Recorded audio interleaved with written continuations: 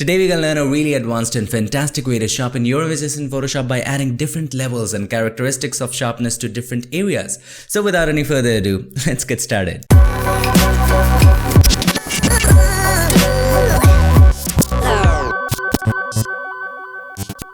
This video is divided into sections, so if you want to go ahead and skip to any section that you want, use these timestamps.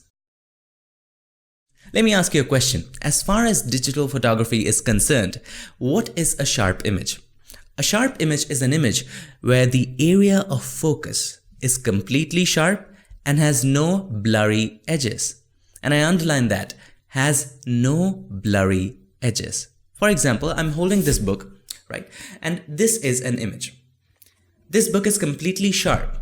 Now, edges just doesn't necessarily mean that I'm reaching the end of this book and this is the edge. No, edge can also be the edge of the texture, the edge of the design, whatever there is in this book. This can be an edge, this can be the edge of the design. So the edges has to be sharp. Again, what is a sharp image as far as digital photography is concerned? A sharp image is an image where the area of focus has no blurry edges. As far as the real world is concerned, cameras are not perfect. But suppose for a moment that you had the most perfect camera and you focused it all right. So what would be the most ideal image? Question to you. Now think about it like this. A digital image is comprised of what? What is the smallest unit of a digital image? Pixels, right? Digital images are comprised of small boxes called pixels. Each pixel has its own color information. So if there was an ideal image with an area completely in focus, if we zoom in, as we reach the edge of the area, the pixel on the edge would have the color of the object and the pixel just outside the edge would have the color of the background. But that is not the case in the real world. Let me illustrate. So here we are in Photoshop and let's go ahead and draw a circle. Okay, just like that, and fill that with black. Now let's have a look, let's zoom in, let's have a close look at the edge. If this was an ideal sharp image, the last pixel over here will have the black color and just the next pixel outside the edge will have the white color. But to maintain the softness and the smoothness, it's not the case. You see what? Shades of gray. So we can say this is quite blurry, but it's on purpose that Photoshop did it to make it look smooth. Now, how do you think Photoshop sharpens it? Let me show you something interesting. So let's go ahead and create a curves adjustment layer and increase the contrast, okay? So if we try to do that, now have a look. Make the brights brighter, make the darks darker. Now, as you can see, the edges are clearly defined. The last pixel is black, the next pixel is white. What did we do here? We made the grays which are closer to black completely black. We made the grays which are closer to white completely white. Therefore, we increased the contrast, right? That's what we did. We increased the contrast. What is contrast? Making the brights brighter, the darks darker. Let me illustrate one more example. Let's go ahead and delete this curves adjustment layer and let's add a blur to this. If we go to filter, blur, and then Gaussian blur, let's add say a 3 pixel blur to it and hit OK. Now, then it defines what a blurry image is, where the edges are not sharp. And the last pixel of the object over here and the first pixel of the background has a lot of gradient between them. Now, how do we normally sharpen it? Go to filter, sharpen, and let's choose anything. Let's choose unsharp mask. Now, amount is the amount of sharpening. Okay. How much of a sharpening are we applying? Or in other words, we just learned the concept. The amount controls the contrast on the edge. The higher the amount, the more the contrast, the more brighter the grays will be, which are closer to white, and the more darker the grays will be, which are closer to blacks. Right? That is the amount. Now here's an important thing over here, and that is the radius. Radius determines how thick the edge is. Right now we applied a Gaussian blur, remember? What was the radius of the Gaussian blur? 3 pixels, right? So we applied 3 pixels wide blur to it. So when you're sharpening, you have to keep in mind how thick the edge is. In this case, have a look. Edge is this thick. Let me illustrate. From here to here, right? This thick. So we have to apply, we know, in this case, we know it's 3 pixels because we applied a 3 pixel blur. So you'll just dial in 3 right over there. And amount controls the contrast. Now what is it doing? It's simply making the darks darker and the brights brighter. And that's how Photoshop increases the sharpness. Now let me ask you one more question. If in the real world you captured a blurry image, will this be able to sharpen it? No, right? If it was possible, you can buy just any cheap camera and just get started. That's not possible. Why is it not possible? See, once you blur the image, you also blur the texture. Now, Photoshop cannot invent details. The sharpness that Photoshop adds by adding contrast around the edges is artificial, and you have to keep that in mind. I hope the concept is clear with you now. Let's go ahead and jump straight into the technique. So here I have an example for you. If you want to go ahead and download this, check the links in the description. Let's zoom in quite a bit. Let me tell you something. I already retouched the teeth. So let's have a look at the before and after. So this is the before. This is the after. It was bad, really bad. Now, if you want to go ahead, check this tutorial out on retouching teeth, or links are already in the description. Let's analyze the image for a bit. We are in total love with the freckles. It's trending right now. So there is this freckles. Now the freckles have a thicker edge. Okay, freckles have a thicker edge. Then we have the eyes. Now when it comes to eyes, they don't have so much of a sharp edge, but the edge is thinner than the freckles. Then we have other features like nose and smile lines. Those are very fine. So for different thickness of edges, we have to apply different levels of sharpness, that too in different areas. If you try to apply thick sharpness or sharpness of thick edge on a different place like the nose, it will give a halo effect, which you don't want. So first of all you need to do, create a merged layer. To do that, Control-Alt-Shift-E, Command-Option-Shift-E. Hold that, and that creates a merged version of everything that you see on the canvas right now. Now let's desaturate it. How do we desaturate it? Press Control-Shift-U, Command-Shift-U if you're using a Mac, and also you can go to Image, Adjustments, and then Desaturate. See the shortcut over there? Now simply make 2, 3, 4, 5 copies of this one depending upon the number of levels of sharpness you want to add. We're gonna go ahead and add 3 copies. Okay, now let's turn off these two and let's come to this one. Go to Filter, Other, High Pass. This is important. Now as we move on to high pass, let's decrease the value all the way to 0.1 and let's increase it gradually. Stop at just the moments when you see the fine details, not the freckles, but the edges on the nose and skin texture, so on and so forth. So as we can see, if we move forward too much, we see the freckles. We don't want that. For freckles, we'll create a separate sharpening layer. So for this one, let's go ahead and decrease it and let's keep something around 1.4. That is fine, and hit OK. Let's understand what this did. If we zoom in, have a look at the edge. It increased the contrast around the edge. It made this side of the edge a little darker, that side a little brighter. That's what it did, and this is fake sharpness. Okay, let's zoom out. It gives you an illusion that this is sharp. Now as you can see, the rest of the areas apart from the edge is gray. Now overlay is a blend mode which hides everything which is 50% gray. Let's change the blend mode to overlay. Now have a look. Before, after. I'm not sure whether you can see it in this screen. Let's zoom in and let me show you the before and after. So this is the before, this is the after. Sharpness added around the edge. Now this is something which you don't want in every place because the background is completely out of focus and you don't want to accentuate the noise, which also forms a part of the sharpness. So let's go ahead and create a mask. To create a negative mask, hold the Alt or Option and click on the mask button. Now this creates a mask filled with black. What is the concept of mask? Black conceals, white reveals.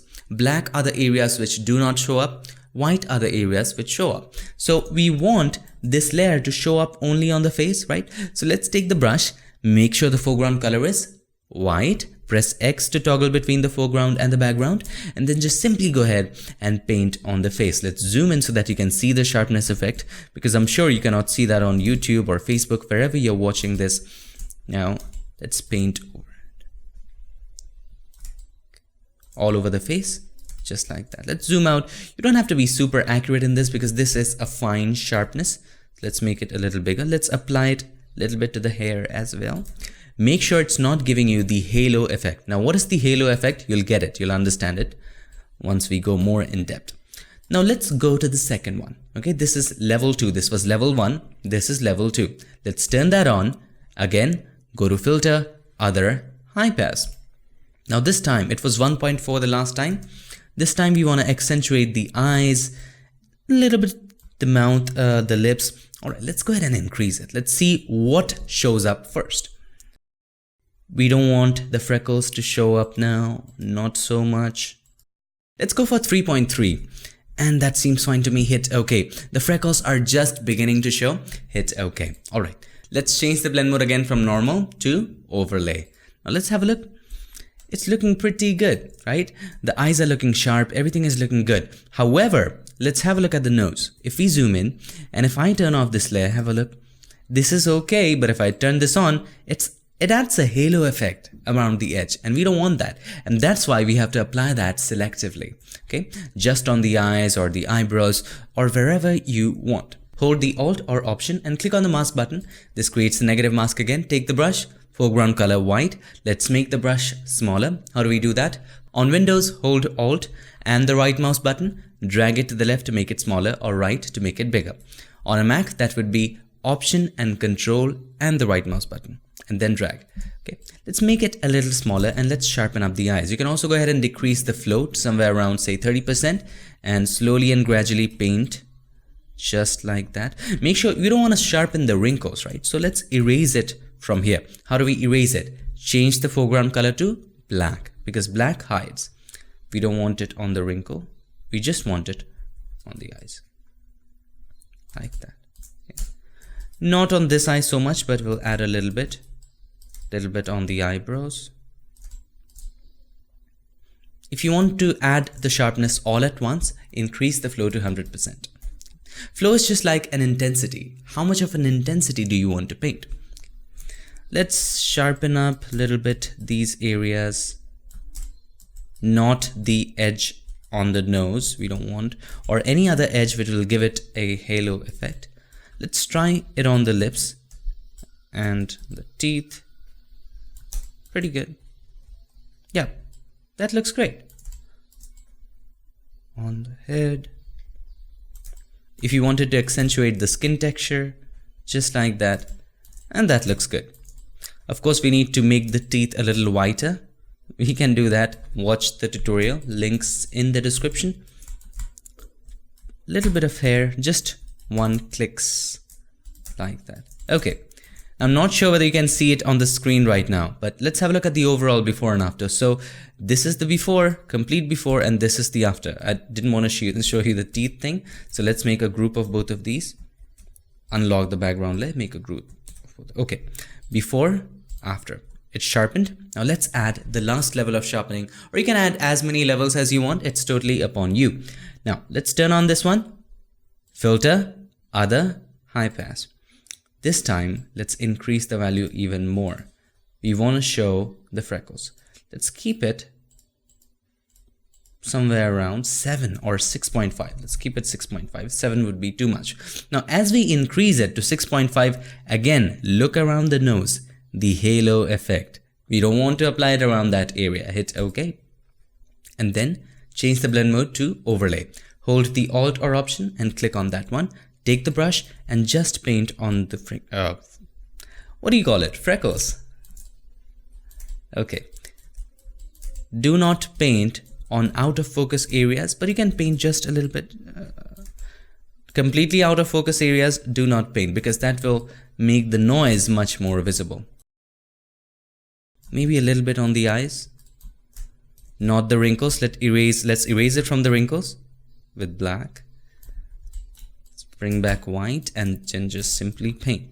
Let's zoom out a little bit and let's have a look at the freckles. The freckles look much more accentuated, better before, after, before, after. Now, if you want to make a copy of it, if you want to double the intensity, just make a copy by pressing Ctrl or Command J. Okay. That accentuates the freckles even more. It makes it even more sharper. Let's increase the flow and let's paint. Whoops, that's too much. Why is it happening? Because we didn't select the mask. If you're painting on the layer, select the mask and paint it white. Okay. I think we should add one more level of sharpness just on the freckles right around over there.